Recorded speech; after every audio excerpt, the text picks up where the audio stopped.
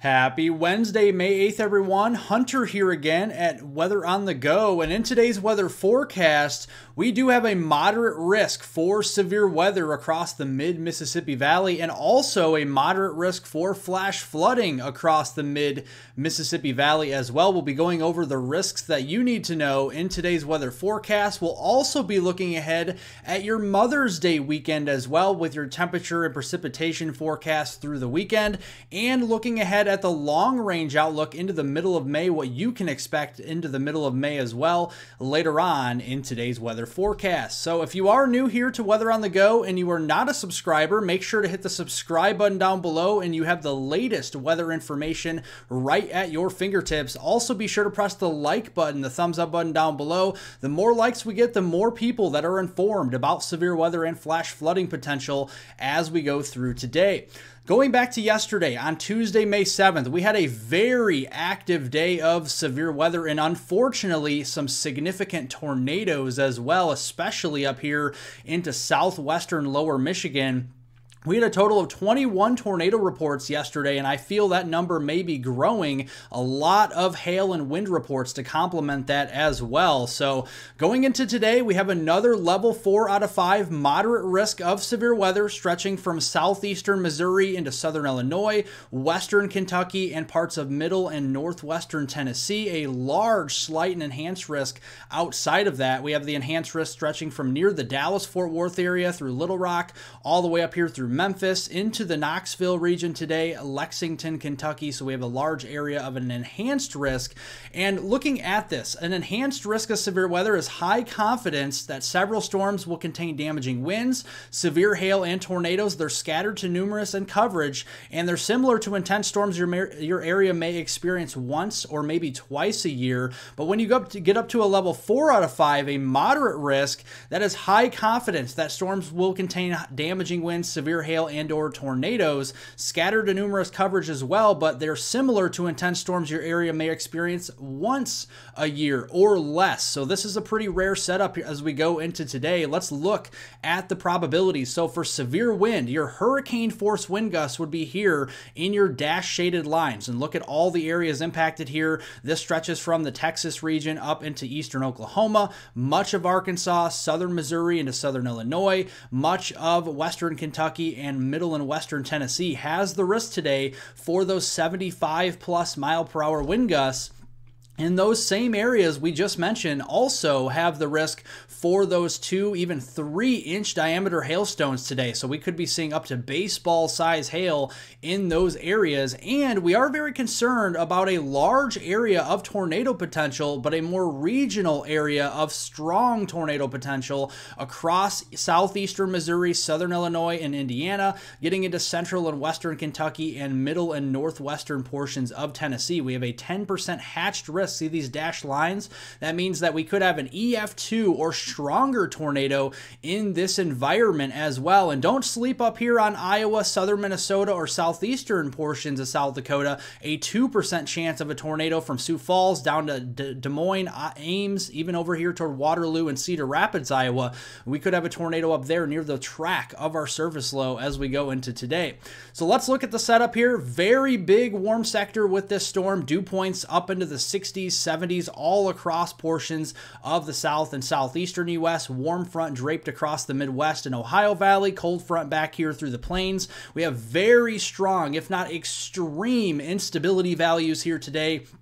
Especially back here into Texas, you can see those instability values near the Dallas-Fort Worth area up to 6,100 joules per kilogram. That is absolutely off the charts instability, and that will help to fuel the intense severe weather. And as we go into the afternoon, our low-level jet, this is your low-level shear here, this helps to organize storms and also helps to rotate supercells as well. This is over 50 knots across the mid-Mississippi Valley, especially into southern Missouri, Arkansas, into western eastern Tennessee, and you can see those values for your significant tornado parameter space already peaking at 18s, 19s out of 10s. It's breaking the scale here in that western edge of the moderate risk into southeastern Missouri this afternoon. And then as we go into this evening, that low-level jet naturally starts to strengthen after dark. So we start to see that over 60 knots in those areas from southeastern Missouri into northeast Arkansas, into Tennessee there, Mississippi, and Alabama, and that will begin to increase those significant tornado parameter space into over 17 out of 10. So still some very high values here. And note, back here in Texas, we also have some high values. So even outside of the 10% area for strong tornadoes, we still could have some tornadoes and even potentially a strong tornado, even in the 2 and 5% area. So I want everybody at risk for severe weather today to be weather aware. Now, as we go through the morning, we have some isolated clusters of showers and storms, one over here into southern Kentucky, middle and eastern Tennessee, and then another one back here, the start of our big day across Missouri, the Ozarks region, already seeing some severe watches and warnings over here this morning. Going into the afternoon, we're going to see supercells developing in and around St. Louis, back there toward Branson, Missouri, and Springfield, and then more supercells here into the warm sector into Kentucky and Tennessee. Each one of these supercells will have the capability of producing strong tornadoes, very large to giant hail, and also some hurricane force wind gusts this afternoon. The tendency will be upscale growth as that low-level jet starts to strengthen after dark. Later this evening, storm coverage will begin to increase. So we're going to start to see more supercellular mode beginning this afternoon into the evening, and then mid to late evening into the overnight hours, we're going to start to see an MCS, a mesoscale convective system, and that will bring more widespread wind damage potential,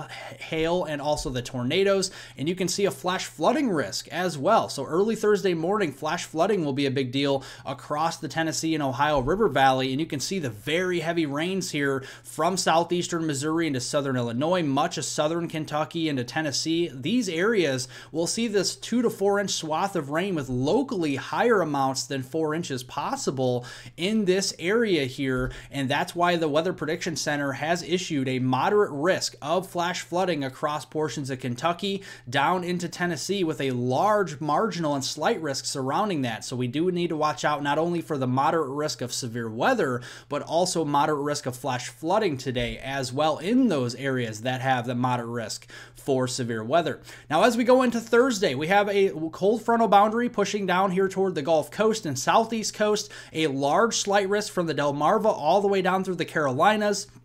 Back here into Georgia, North Florida, Alabama, Mississippi, that stretches back into Louisiana and Texas, even a small level 3 out of 5, an enhanced risk back here from the Dallas-Fort Worth area south toward Waco and Austin, Texas. You can see the hazards tomorrow, 60+ mile-per-hour wind gusts from Texas all the way up here through the Carolinas and the Delmarva, and a significant hail risk across Texas as well. You can see from Dallas-Fort Worth near the I-35 corridor towards Waco and Austin, Texas, we could be seeing those 2 and 3 inch diameter hailstones again, and several areas of tornado potential. A 2% shading there into Texas near the I-35 corridor, Dallas-Fort Worth, Waco down to Austin. We have another area over here into South Carolina and Georgia, into the Atlanta area, back down towards Savannah, Georgia, Columbia, South Carolina, towards Charleston and Myrtle Beach, and then up here into the Delmarva region, areas like DC and up into Baltimore, and even portions there of southern New Jersey. We have to keep an eye on that for Thursday.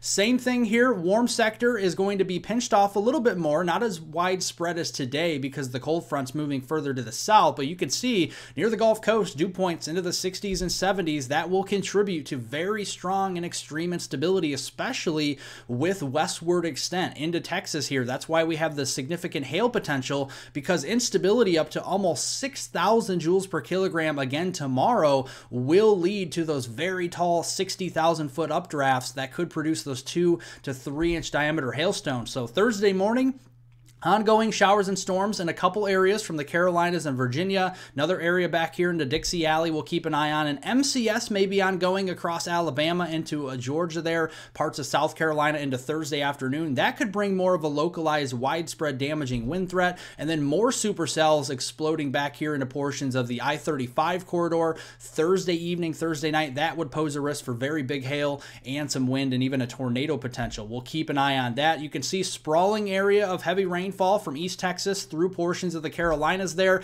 Slight risk of flash flooding from the East Texas region near Tyler, Texas, east through Shreveport, Monroe, all the way down here into Alexandria, Louisiana, eastward toward Jackson, Mississippi, Thursday into Friday with a slight risk for flash flooding. Moving into Mother's Day weekend, we finally begin to quiet down here. We got a trough across the east and a ridge out west here. Looking at our temperature anomalies both for Saturday, May 11th and Sunday, May 12th, cooler underneath that trough here across the east, below average temperature anomalies, above average temperature anomalies with the presence of that ridge beginning to build out west. And you can see for high temperatures Saturday afternoon on May 11th, decent temperatures across the plains, very nice day out here, 70s all around. We have very hot temperatures though down into south central Florida, very dry soil, helping to catapult those temperatures well into the 80s and 90s.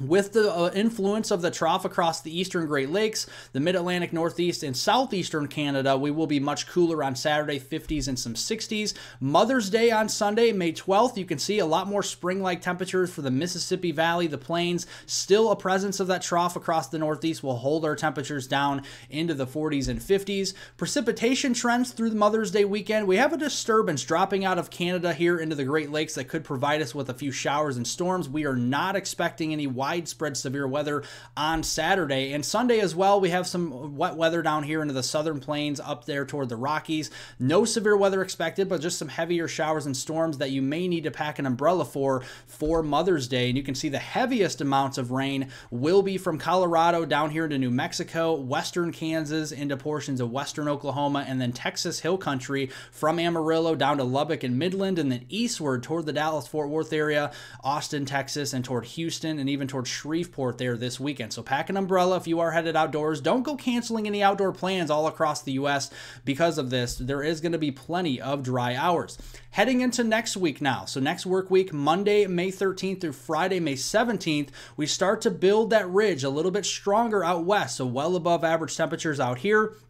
But some of that warmer weather will be moving further to the east into the middle of the country here. But we're going to see some very active weather. A new storm system, a new trough will be developing down here across the southeast, bringing very wet conditions to the Gulf Coast and Florida, areas that do need the rainfall actually into Florida. It's been very dry. So looking at our 500 millibar height anomalies, this basically shows you the blues here showing unsettled weather and the reds and oranges showing you more quiet weather with the ridge of high pressure. We see a trough down here in the southern plains early next week. We'll see more active weather in the middle of the country with a bunch of troughs middle of next week. And then by late next week, a surface cyclone, a low pressure system may develop here in the mid-Mississippi Valley. We may have to watch the warm sector on this later next week for severe weather potential. More on that in just a moment. But you can see active weather there near the southern and central plains on Monday towards the lower Mississippi Valley. That continues eastward toward the southeast as we go into Tuesday. Going into Wednesday, I know it looks like a lot of green, but there will be plenty of dry hours. These will be your scattered everyday summertime pop-up storms there on Wednesday. Thursday, low pressure surface cyclone develops down here into Dixie Alley. That will lift north toward the Great Lakes here. Deformation rain band on the backside here from Michigan, Illinois, back into Missouri, and then maybe some severe weather on the eastern side of that. But look at some very heavy rainfall with this storm. This is during that 5-day period from Monday, May 13th through Friday, May 17th. Very heavy rains from portions of the southern and central plains eastward through the Midwest, the Ohio Valley, and much of the Gulf Coast into the southeast, and that will actually move up towards the Mid-Atlantic as well. Widespread amounts, possibly some areas near the Gulf Coast here in Dixie Alley, over 6 inches of rain just next week. And we have to keep an eye on the severe weather potential near the Gulf Coast. We have access to the Gulf of Mexico moisture. Instability very strong there in central Texas on Wednesday. We could be seeing some scattered supercells with hail, wind, and maybe some tornadoes by the middle of the week. More instability near the Gulf Coast on Thursday. That could spell out more trouble for the Dixie Alley region, an area that's been very quiet for severe weather so far. We could be getting active late next week. And then a warm sector severe all the way up here into the mid-Atlantic, could be putting Virginia, the Carolinas, Georgia, and Florida in play for severe weather next Friday on May 17th. You can see more supercells and lines of storms moving through there. We will keep you covered as we do get closer. Well, a very active weather pattern continues through the spring here of 2024, especially with a moderate risk of severe weather and a moderate risk of flash flooding. Make sure to stay tuned here. We will have a live stream later on this morning breaking down everything that you need to know and answering questions about severe weather and flash flooding. Make sure to tune into that as well. And thank you guys so much for watching. Make sure to subscribe here to Weather on the Go so you get the latest weather forecast information right at your fingertips. Make sure to press the like button down below. It helps out more than you know, and I hope everyone has a wonderful rest of their Wednesday out there.